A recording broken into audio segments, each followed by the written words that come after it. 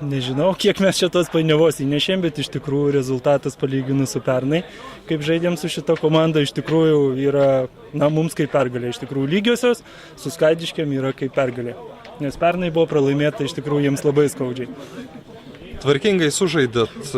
Kas pasiteisino? Žaidimas gynyboje, geras išėjimas į kontratakas?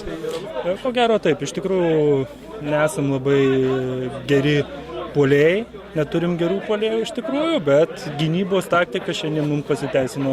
Mes praktiškai visas rungtynės gynėmės ir keletą kartų iš tikrųjų sugebėjom pavojingai kontratakuoti, ko pasiekoje krito vienas įvartis į Skaidiškių vartus, išlyginamasis ir tai be galo džiugina visus.